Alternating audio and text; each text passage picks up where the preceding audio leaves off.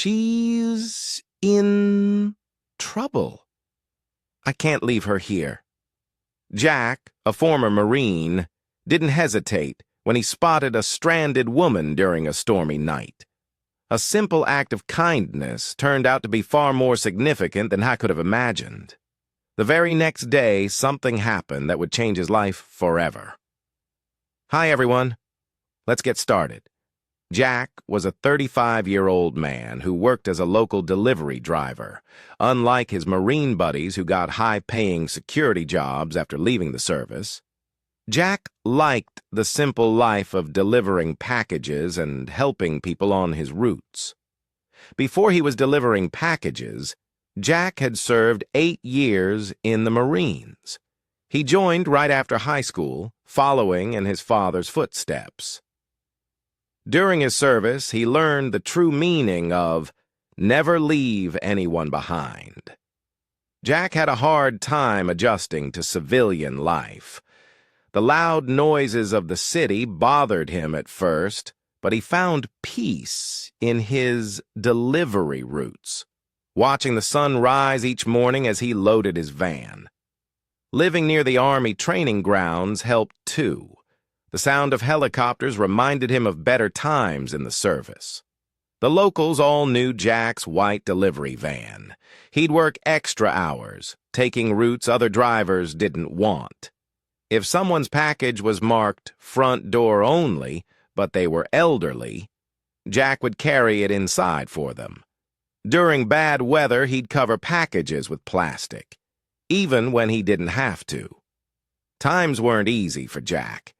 The big delivery company he'd worked for had downsized last year, and this smaller company paid less. But he never complained. His military training had taught him that tough times don't last, but tough people do. One evening, Jack was on his last delivery of the day when a massive storm rolled in. The rain lashed down and visibility dropped to near zero. It was the kind of weather that would make most people call it quits and head home. But Jack had one more package to deliver, and he was determined to get the job done. As he carefully drove along the road, a set of blinking tail lights caught his eye.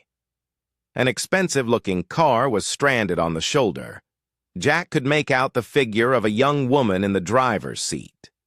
She looked to be wearing some kind of evening dress, clearly on her way to an event of some sort.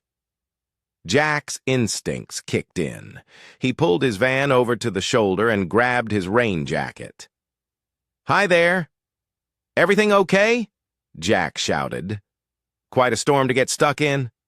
"The woman," I replied. "My car just completely died on me, and I have no service out here. I don't know what to do." "Don't you worry, we'll get you taken care of," Jack said. "Let's get your car to a safer spot, and I'll give you a ride to wherever you need to go." The woman looked hesitant for a moment, but something about Jack's demeanor made her trust him. Jack managed to push the woman's car to a safe spot on the side of the road, out of the way of any other vehicles that might come along. The woman grabbed her purse and a small overnight bag from the trunk and then hurried over to Jack's van.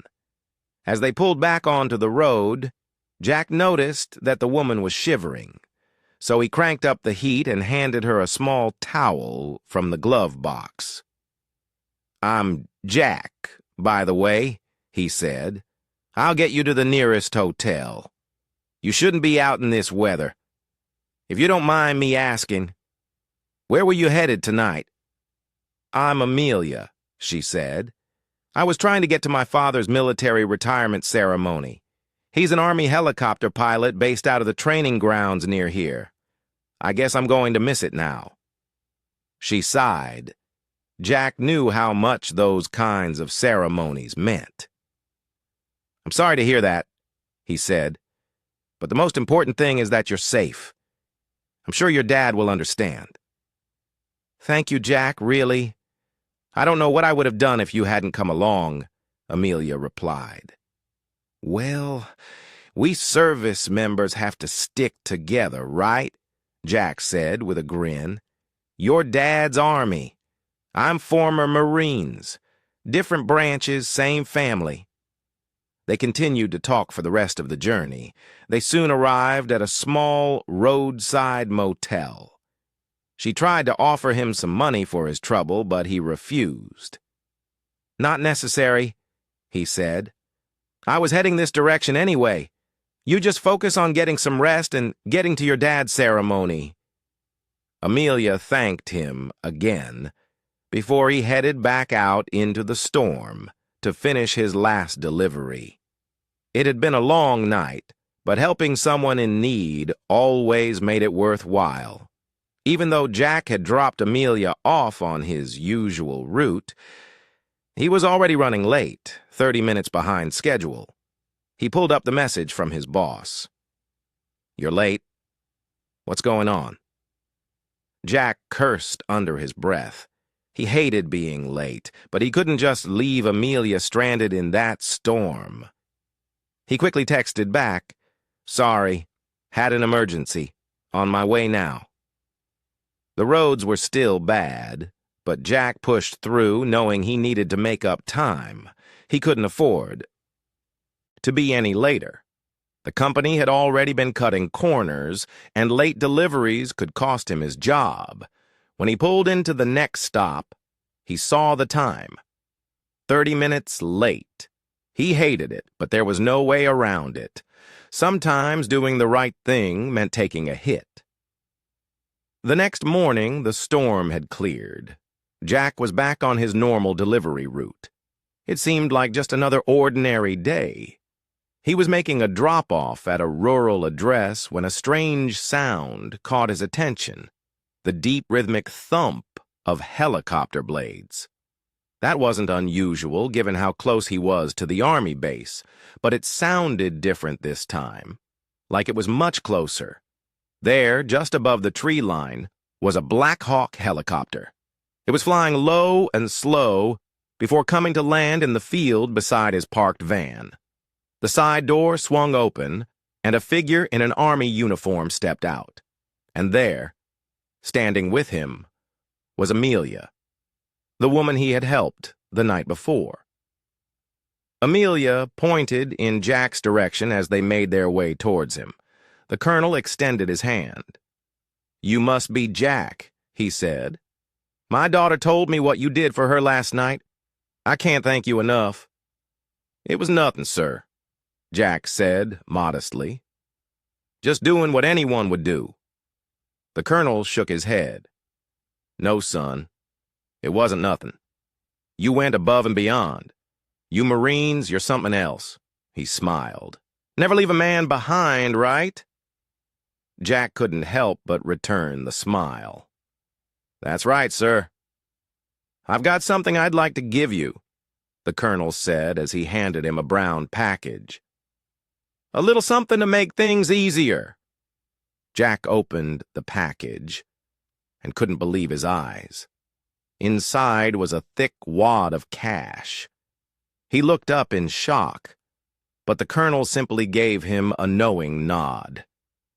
"You helped my daughter when she needed it most. Because of you, she made it to the base in time to see me before my final flight.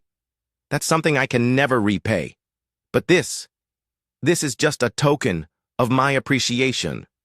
Sir, I don't know what to say. I just did what anyone would have done. But thank you. Really, this means more than I can put into words," Jack said. The colonel gave Jack a firm nod. "This is my last flight before I retire for good," he said. "You know, Jack, your act of kindness last night, it reminded me of what truly matters. We get so caught up in duty and routine, we forget the human element. Well, I have to get back now. Duty calls. One last time." As the colonel and Amelia left, Jack stood there, still trying to process what had just happened. Over the next few weeks, Jack started to notice the difference. That money didn't just clear his debts. It gave him space to breathe for the first time in a long time. he wasn't just working to stay afloat. He was able to cut back a few shifts and have more time for himself,